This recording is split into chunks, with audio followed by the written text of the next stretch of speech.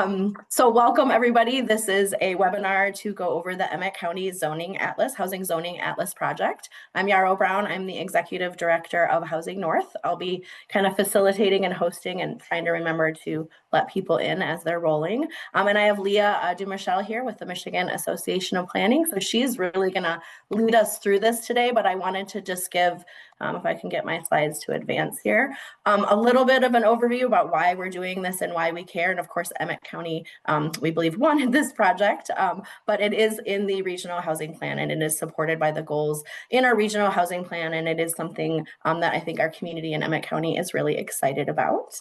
And then I just wanted to thank our partners and our funding partners who were able to bring this to Emmet County. The Zoning Atlas is the first part of a bigger project that we're doing, which will involve some community planning and housing scenario work, but we will get into that later. So today we really are gonna welcome Leah and thank our partners who are the Petoskey Harbor Springs Area Community Foundation, Emmet County, and the City of Petoskey.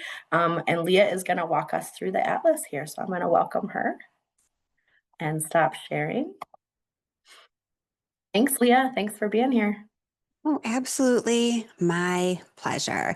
Let's see, I'm going to do my share right up on the top here. I have a couple of words of intro, but maybe we can just do all of our screen fussing at one time.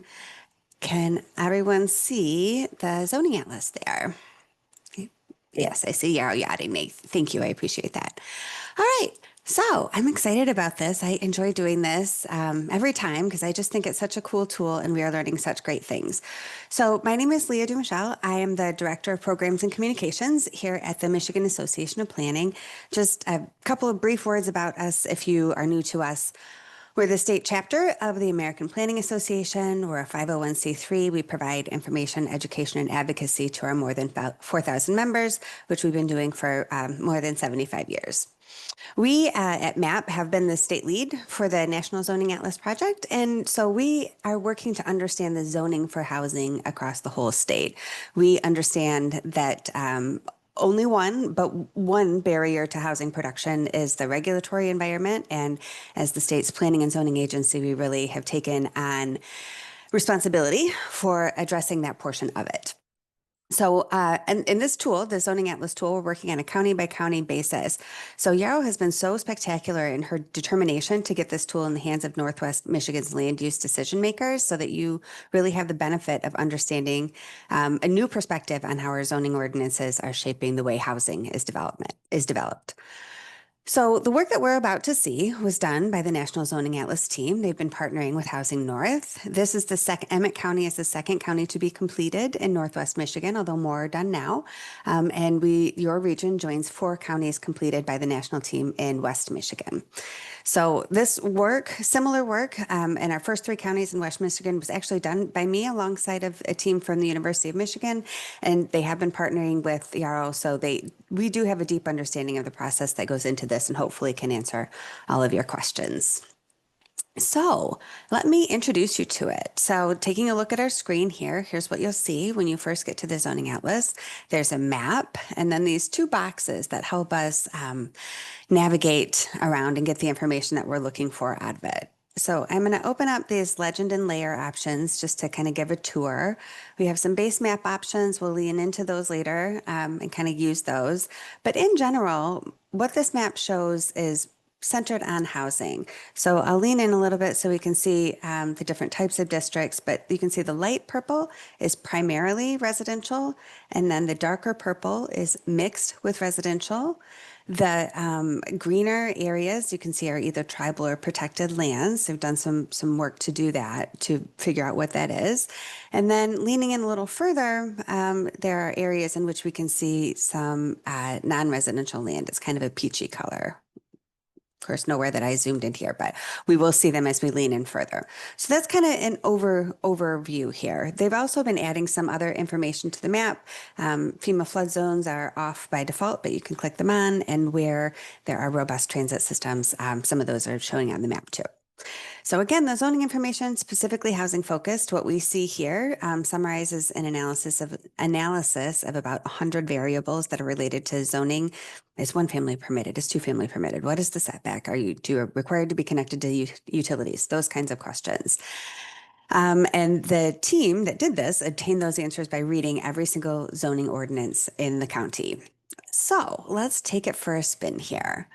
So clicking out our layer and options, well, let's take a look first at the questions that this atlas intends to make easiest for us to see the answers to. And that is specific to where can we build what kinds of housing. So we'll use these boxes here and we'll just say, okay, where can we build? Here's the whole county, almost the whole county. There we go. Where can we build in this county single family homes? I click that on and you see, oh, most of the areas we can. Okay, where can we build only single family homes? I click that on and less of the county that you see in a lot of jurisdictions where you look at this particular variable. All right, how about where can I build single family homes on small lots? Those opportunities are pretty small. You can see they're concentrated in a couple of areas. That's interesting to know. Where can we build missing middle housing? This is surprising for the region. This is a lot of opportunity for the region. We're going to go over what these findings are in just a minute, but here you can see the spatial area. You might also be asking, when I just said that, well, what exactly is missing middle housing? What is this showing us here? And that is these little information buttons right here. If you click on those, that will pop up and tell you the definition, like the zoning ordinance definition that we are seeing here. So when this map says this is where we can build missing middle housing, it is showing us where the zoning rules allow 2, 3, and or 4 or more housing to be built as of right. Those are the areas on the map that this is showing. So how about apartments? So just with 4 or more, not with the 2 or 3 or 4. Oh, that picture significantly constrains here. How about accessory dwelling units? Over a good portion of the county. And again, what do we mean by accessory dwelling unit? Where a single housing unit can be built as an accessory use as of right. And then finally, where can we build housing without parking? Only in a few little selected areas right here. So those are kind of the top lines here. If you were just a person who was interested in what housing is like in the aggregate across the county, those are easy toggles that could get you that information just at a quick little glance. The whole purpose of this project on the national scale really is to make those constraints that zoning imposes easier to understand and to get a grasp of, and for that to happen for absolutely anyone. So the map portion of it makes this easy to visualize and to match with conditions on the ground. You are familiar probably with certain particular areas of this map and are able to relate what you're seeing on the screen with what you know to be the case on the ground. So that spatial component is important. And then another thing that's important is really understanding the statistics. So while we saw like a lot of swaths click on and off, what did that mean in terms of numbers, right? There is a feature that is designed for that called the zoning snapshots feature. So I'm going to reset all of our filters here and I'm going to scroll down just a little bit and I'm going to click on this county snapshot. So because I have Emmet County selected, when I click on that, it opens in a new window. Oh, I'm sorry, that clicked on Leelanau County. Well, actually I can fix that from right here. Emmet County, Michigan. And it will think, and here we are. So in Emmet County, 21 out of 21 jurisdictions have zoning and were analyzed. That added up to about 1,700 pages of zoning text, which the National Zoning Atlas team uses as kind of a proxy for the level of regulation the amount of overall regulation that's on our communities. And there were 248 total districts that were analyzed here. What did we find? Well, we can see that of the 248 districts, all of them, 96% plus 4%, allow some kind of housing, right? And this 98% that are primarily residential are dedicated to mostly housing. So it would seem to us that even though housing is difficult to come by and it's in shortage, one thing that we have is plenty of space that's devoted to housing. So that's the first thing that we can see. Then the next question that we might ask is, well, okay, then how are we using that space that's devoted to housing? So on that 100% of zoned land that allows housing, almost all of it, 99% allows a single family home. So for a time, that's good. And also for a time when housing costs and affordability are the primary concern for many communities and families too, it's worth pointing out that this is the most expensive type of housing to build and also the most expensive type to serve with infrastructure and also the most expensive type to maintain over time. So, okay, do we have some other options as well? Almost 3/4 of our land in Emmet County allows two-family housing. That's a really big number. Like that is a great job, Emmet County, that for offering that kind of flexibility. I would, add the little caveat that it would take a separate analysis to see how much of this housing is actually, built. But now we're wandering into the other problems for housing that need to be solved, and we're really what this tool does is focus very tightly on the regulatory barrier, and that has been lifted for 76% of the land area in Emmet County when it comes to a two-family housing. After that, the picture constrains pretty tightly, right? Just 12% of land allows three-family and also four-family. In Michigan, it's pretty common for really us not to differentiate between one family, two-family, and then everything else. So often three and four-family are the same here in Michigan. Another factor in the cost of a housing unit is the size of the lot that we legally require. So, lot size imposes cost in a couple of ways. One, the land has its own cost, so the more you're required to buy, the more expensive that it is. But also, when it comes to housing, the size of the dwelling unit usually has some proportional relationship to the size of the lot for, financial penciling reasons. So here in Emmet County, we can see that 2/3 of the residentially zoned land in the county requires the largest lot size that we measure. That's more than 2 acres here. And then another 19% of the land in the county requires between 1 and 2 acres. So that leaves us just 14% of the land for lots that that fit on less than an acre. It is, so that's at 14%, and up here we're at apartments 12%. It is almost as hard to build small lot development as it is to build an apartment. And there's reasons for that, right? Though they have similarities in terms of the size of the infrastructure that is needed to serve them and in terms of the context in which they fit. But still, good to know.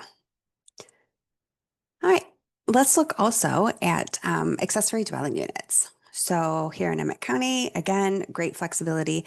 They're permitted and permitted without restrictions on just on 78% of residential land, which is, again, a big percentage, particularly for a rural area. So the next thing that I would want to know here too is how many properties actually have them, right? But again, removing the regulatory barrier. 17% of land doesn't allow ADUs at all, and then the remaining 5% includes an occupancy restriction. The last thing that this snapshot packages up and shows us really neatly is the percentage of residential land that has a minimum parking requirement. Parking requirements are nearly universal in Emmet County. They're at 99%, which again, you would expect in an area that is spread out enough to not be transit dependent. This tool covers the entire country and so is able to show kind of the variations in different contexts. So that's a little tour of the snapshot here, which again, we just got to by, I said this jurisdiction selected and then came down to choose this county snapshot here. But I want to pop back over to the map and talk just a little bit. I'm going to give a couple of examples of ways that different ways that we might use the atlas and different ways that different users might interact with the atlas. So first, I would like to talk a little bit about how this tool can fit into the development process as it exists today. So I spent about a decade as a planning consultant before I came to MAP. And one of the things that I just found really challenging was this initial site selection and the conversation that starts out with, I have an idea what's allowed where, right? It was frustrating to the person across from me because zoning ordinances are so unintuitive that even if they thought they found the answer, it mostly required some kind of validation by the professional who was in charge of the zoning code, me. And that's frustrating to not be able to kind of like even do your basic recon on your own. It was frustrating to me because I never had as much capacity as I wanted to offer those services, even if that was what I wanted to do all day long. In any kind of community, little communities, right? There's just not enough capacity at all. Big communities, there's more people, but there's also more going on, and just there never seemed to be enough capacity. So this is a tool that can help get past that initial little logjam. And I do want to say clearly, it's not going to replace every developer's visit to the planning counter, right? That conversation still needs to be had. And most certainly the last one where we all agree this is what needs to happen for your project to go forward. This is what you'll need to do. This changes nothing about that. But what it does do is take a little bit of pressure off the first few visits when really the person who is interested in a project just wants to have an understanding of the basic parameters. So I'm going to step into the shoes of a developer, maybe a brand new one, maybe a small one who, just does not have the deep bench of resources that someone who's been doing this a lot for a long time might have. So let's just say that as I'm a small new developer, I'm a big advocate for duplexes. This is actually true. I think its flexibility is excellent to meet this moment. I think as a planner, they're kind of some of the most gentle density available while really having the potential to impact both availability and affordability. So I'm gonna look around and I'm gonna see where I can build this great housing type that I like so much. So to do that, I'm gonna go into my advanced filters here. First, I'm gonna make sure, and I'm not, that I am in the Petoskey um, Metropolitan Statistical Area and in Emmet County, which is our county to select from here. And I will just go ahead and hide the zoning in other counties, even though we don't see a whole lot of it. If I zoom out too far, I don't want to get confused. So now that I have my jurisdiction selected, I'll go down to these advanced filters and I will look at two family. And I'll see, first of all, just where it's allowed at all. That's where I'm aware that two-family housing is permitted by right. How about by a public hearing, which is referred to as maybe allowed in this tool, which is anyone who has shepherded a project through a public hearing might agree with. If I click on the maybe, I get a couple more options. I'll click it off and on again so we can see it.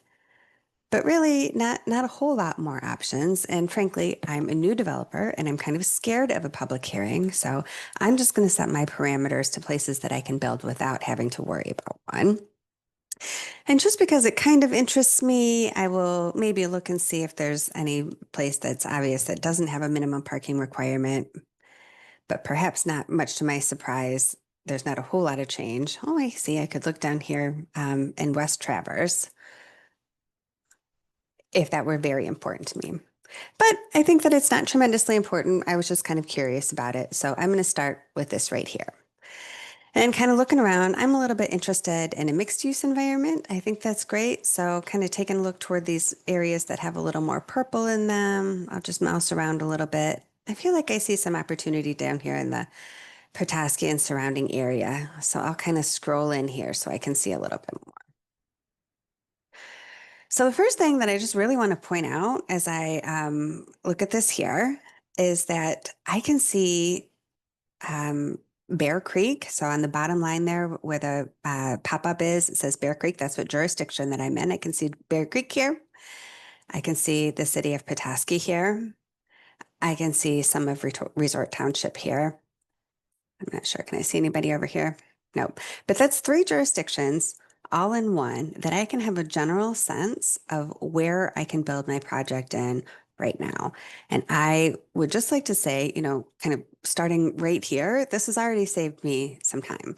So if this tool did not exist and I were interested in these three communities to build my duplex, I would at the minimum have to Google all three of them. I would have to see if their zoning code and map, both of them, because they're not always both there, are on both of their both on all of their websites. I would have to download them all. I would have to review the zoning code, every district in it, to see which ones permit two family. And then I would have to cross-reference that with the zoning map that I have. And I would have to do that for all three communities so that I could just identify what we see on the screen right here. And that's if everything was available online. So that's a couple hours. no matter best case scenario. And if all the information that I want isn't available online, it's up to a day because now I need to go to these city halls and it needs to be on the right day and I need to make my appointment and somebody has to be available and all of the things that go into sort of personally extracting a piece of information.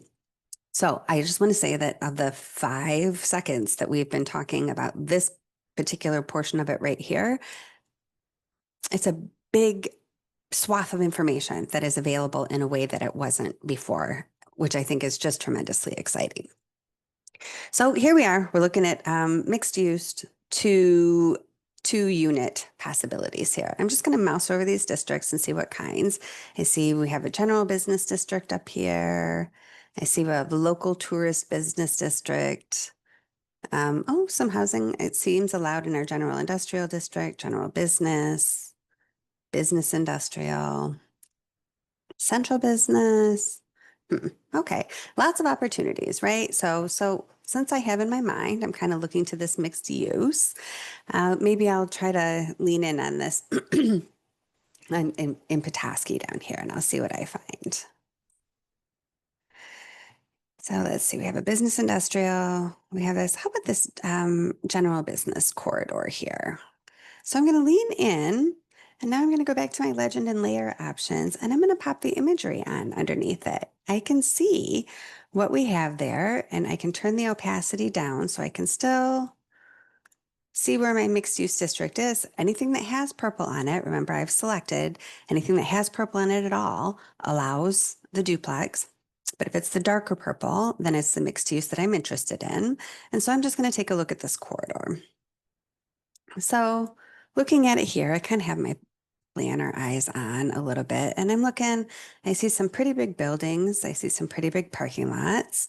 I see there are some areas that have a little bit of a smaller context, which is kind of more what I haven't had in mind. 2 units. I was thinking kind of a mixed use residential walkable environment here. I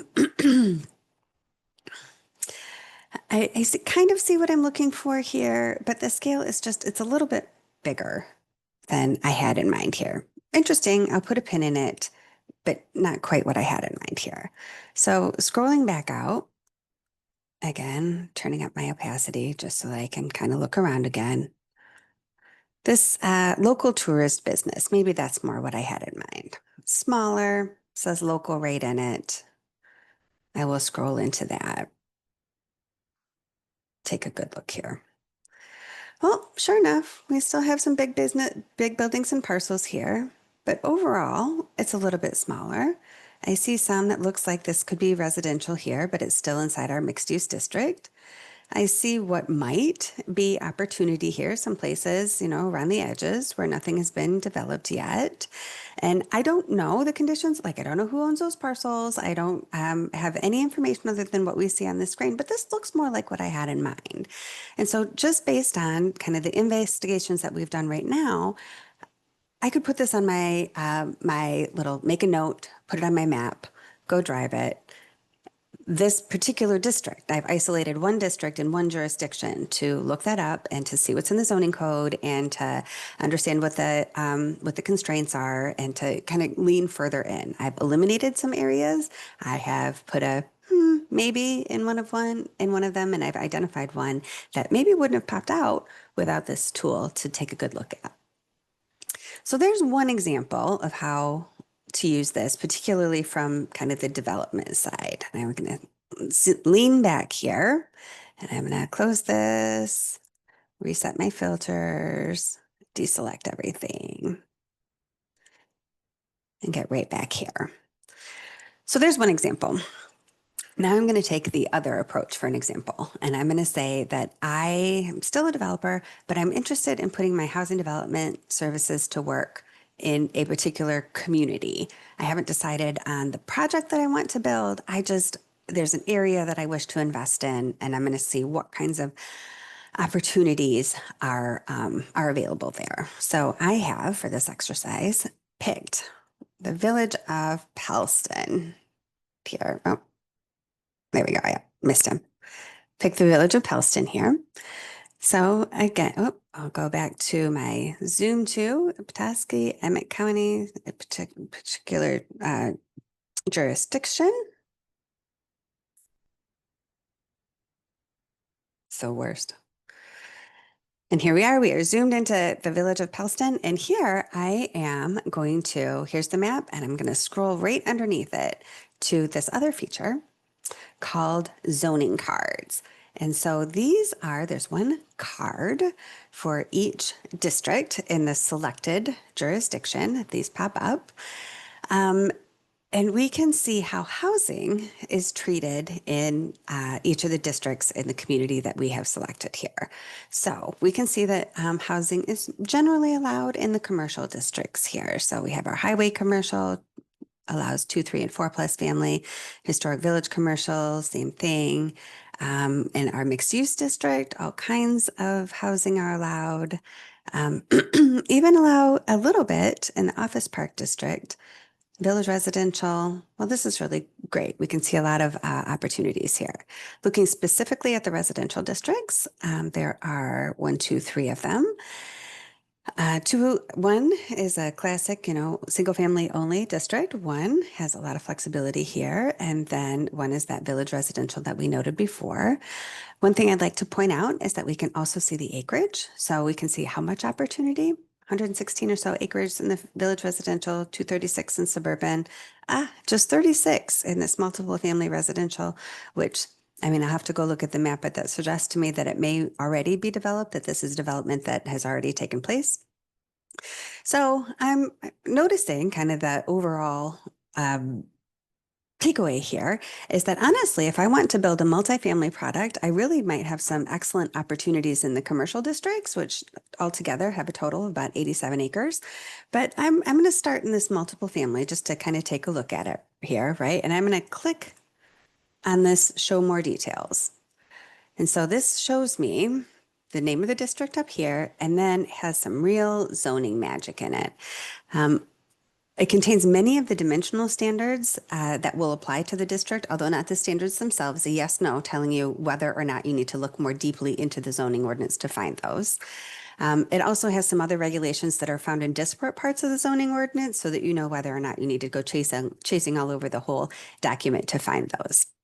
This is the part of the atlas that contains all of those more than 100 variables that the coders, who are like trained analysts here working on this project, have found once so that we can use them many times over. So things like the lot size is right on there, whether or not there are parking requirements, whether or not there's infrastructure connectivity requirements. And again, just kind of points you to whether or not you need to go looking harder for them, but does have an awful lot of information that's contained right in here that you can get a grasp of in just one glance.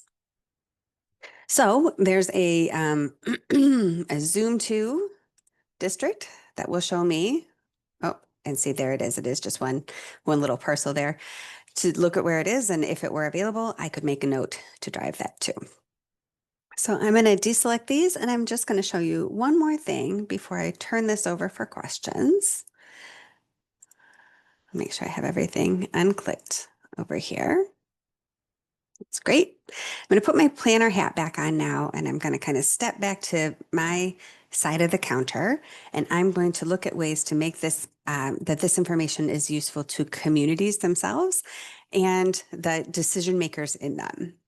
So let's say that my community is looking into developing an accessory dwelling unit ordinance. I've heard that everybody else has one, and through community engagement, the folks in my community are interested in that. Also, the Planning Commission has decided that it's a good idea. And so we're like, okay, what can we learn from this tool to help us as we move forward in this project that we have to permit accessory dwelling units in our zoning ordinance? So a common place that many communities start is with the question, what are neighbors doing? And this happens, folks call us at MAP and ask us who's doing what. And this was true when I was a planning consultant. I would get to a community, we're going to solve this problem. And that would be the first question that they have. It's a good question, right? Developing in cohesion with our region is a good policy. Housing systems are regional and zoning ordinances are local. So ways that we can like sort of make that smoother is always good for us. And also, my favorite mistakes to learn from are other people's mistakes to learn from. So where there are those available, we definitely want to take advantage of them. So, okay, let's take a look at what we can learn. I'm going to go to my advanced filters here, and I'm going to look at accessory dwelling units, and I'm just going to see where they're allowed. They're allowed in a lot of places. I'm just going to take for my example Pleasant View here. It looks like they're one of the few places that don't currently permit ADUs. So we'll just say that's where we're at, and we're trying to look around at what we can learn about the rest of the county from this. So a community might want to permit ADUs differently in different places to meet specific needs that they've heard about. So we'll look around and see what we can learn about how they're permitted across the county. Right now, these are all the places where ADUs are permitted without a public hearing. They're just permitted by right. Are there anywhere they are permitted with a public hearing? Just a few, right here. And it looks like really the Village of Pellston is the one that mostly requires a public hearing. Most places do not. Well, just leaving those both on so we can see all the places that they're permitted. How about occupancy restrictions? Who has some kind of an occupancy restriction? And that could be owner occupancy, that someone has to live in one of the two units. It could be an employee occupancy, that this is a caretaker's unit over a business and it has to be somebody who works at that business. It could be a relative occupancy requirement. So you are allowed to have your ADU, but only somebody who is related to you in ways that we define can live there. That's what we mean by what this means by occupancy restrictions here. So you can see a lot of places permitted them. Really only a few places relatively speaking, have any occupancy restrictions on them. And we can also see in the opposite, what are the places that do not, right? Maybe we want to know, okay, where's the most lenient, like the least restrictive, the most lenient ordinance, where is that? That would have no occupancy restrictions and it would be allowed by right. You can see that that is an awful lot of places, right? So since there's so many communities doing that, maybe you can pick the three that are most similar to you and call them up or read their ordinance and see how it's going, see how it's been implemented, see how it was written, see how anything that you want to know about it. Or you can take the other tack and you can say, okay, actually, I want to know who's been the absolute most restrictive. And really, maybe you want to find out if there have been any problems with that. So again, we didn't find any place that had both public hearing and occupancy and no occupancy restrictions. Pellston had both public hearing and some occupancy restrictions. That is just who you want to give a call up to say, well, is this working how you thought it would be? You could even ask questions like, is it more restrictive than you thought it would be? Are you considering any changes? So just a couple of kind of caveats in closing here, right? As we released you to poke around here on your own, I want to direct you to where you can find a little refresher on the tour that I just gave, and then also have some more information to you. So up under resources, there's this NZA tutorial tab.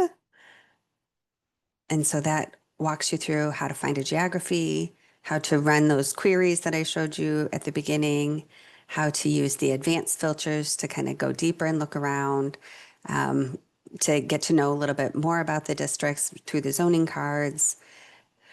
We didn't talk really about the buttons that are over there on the side that will allow you to take a snapshot or a PDF, but those tools exist. And if, scrolling and clicking isn't your learning style, there's also a video here. And then I just want to say one other thing that is really cool about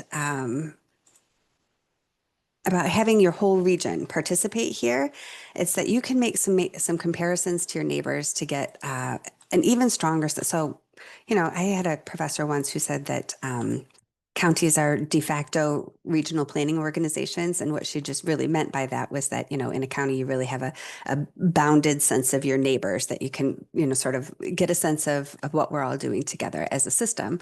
And we've already talked about that in great detail, but having the region itself means that you can also, I did that the wrong way, means that you can also compare other counties inside your region. So what I have just done here is I've pulled up the zoning snapshots for Emmet County. And they've both frozen on me right now. So I have pulled them up for Emmet County and for Grand Traverse County.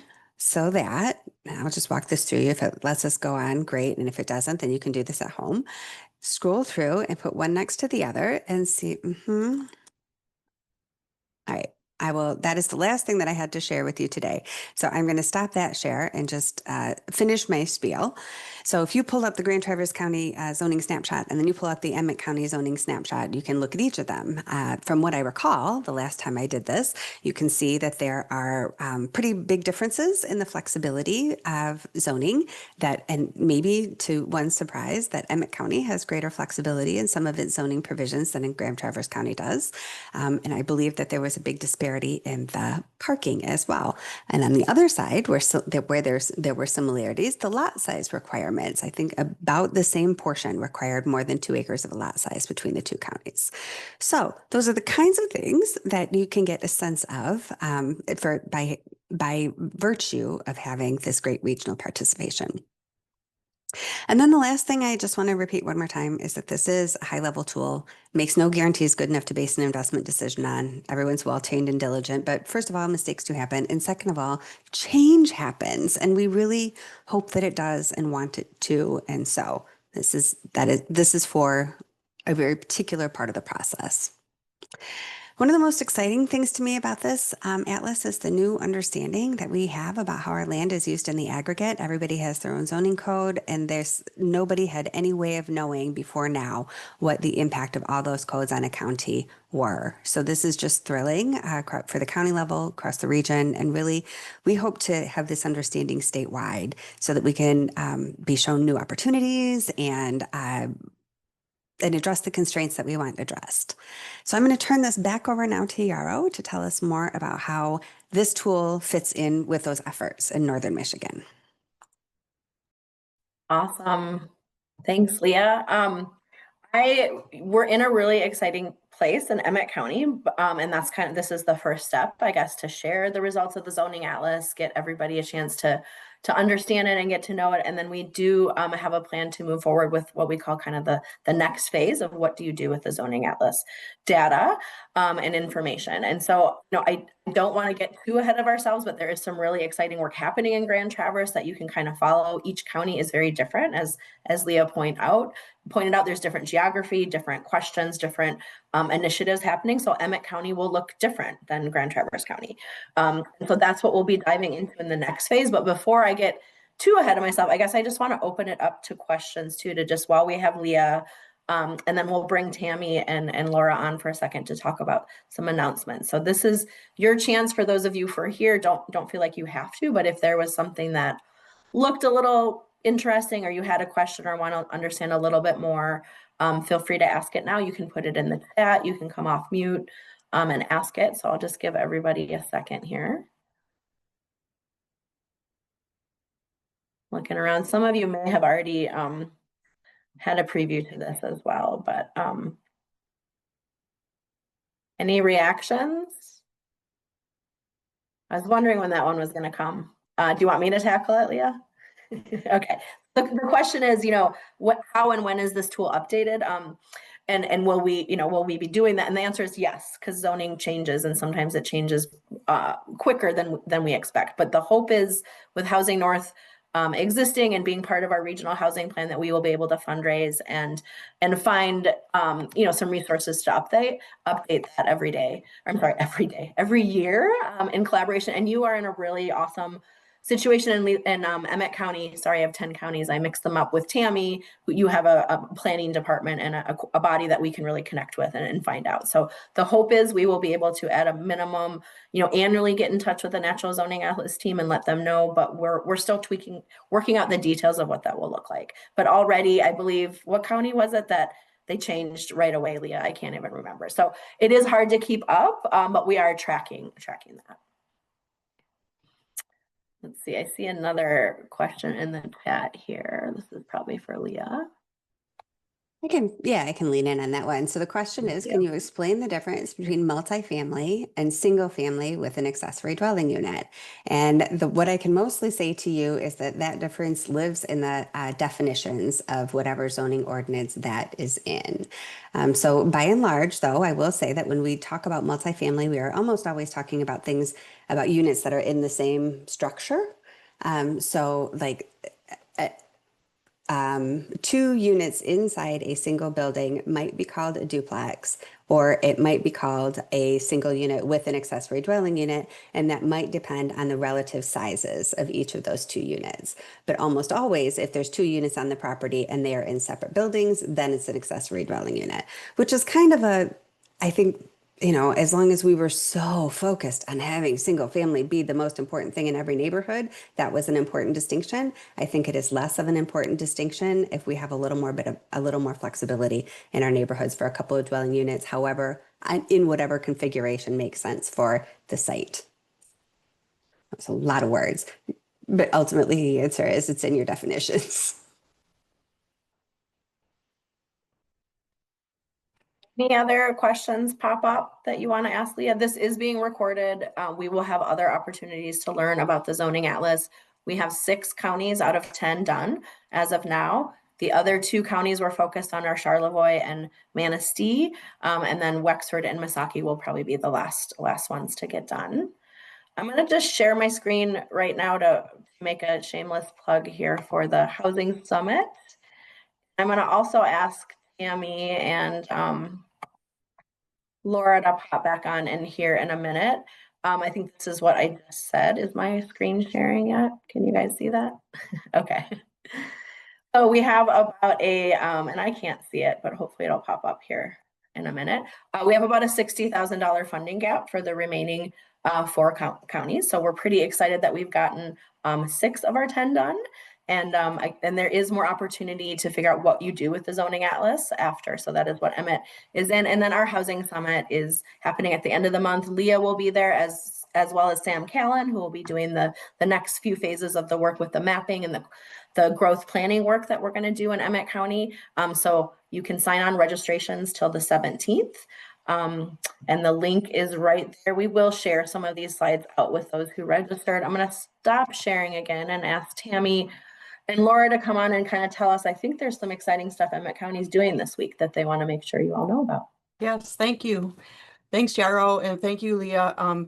Really, I just want to thank Housing North for taking the lead on this, and MAP for Michigan Association of Planning for supporting this effort. I think it's great, and it aligns really well with our master plan update in Emmet County. So that is really what prompted us to request from our Board of Commissioners, who approved some funding toward this project. I think it helps. We have been for 2 or 3 years looking at what we can do in Emmet County to assist with the housing crisis, and reducing some of the regulatory barriers was one of our goals. So I think we're working on that, and then this tool I think will help us inform our master plan as we move forward.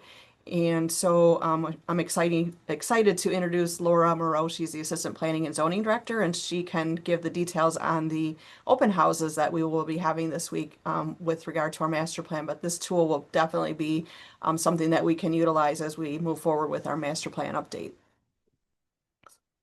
Yeah, well, thank you. We are excited to get these open houses going this week. We have 3 different events that are going to be taking place throughout the county. We're trying to make it as accessible and easy for everybody to attend and fit it into their schedules. So we have 3 different dates, and they are truly open house style, where you can pop in for a little while, and every event will be the same, So we have our first one on Wednesday, this Wednesday, October 8th. That's going to be at the McKinley Township Hall, so not too far from the Pelston example that was demonstrated. 5 to 7 p.m. Again, it's available for drop-in anytime during that period. Thursday will be at the Redmond Township Hall, and then on Saturday in the city of Petoskey, and that's going to be at the North Central Michigan College Library Conference Room. So I shared a flyer with more information right to the chat, and would love to see you there. As Tammy mentioned, a real focus on housing. We have several stations that are going to be devoted to that. So if you have thoughts and you want to have an input for Emmet County and helping us move forward in our master plan, this is the time to do it. And encourage you all to attend, and please share the flyer to anyone else that you know that you think would be interested in attending. So thank you. Awesome. Thanks, Laura, and thanks, Tammy. And I guess I just wanted to point out that I definitely noticed a difference when I looked around the zoning atlas and the impact and the progress Emmet County has already made in making housing more accessible. So I just want to highlight that, and hope some of our other counties will continue on in the same way and learning about this and helping with our housing efforts. So thank you, Tammy. Thank you, Laura. Thank you, Leah. This will be recorded. We will clean it up a little bit, make it available. And then any slides or information that you all want, please do reach out to any of us here on the call. All right. Thanks, everyone. Thanks.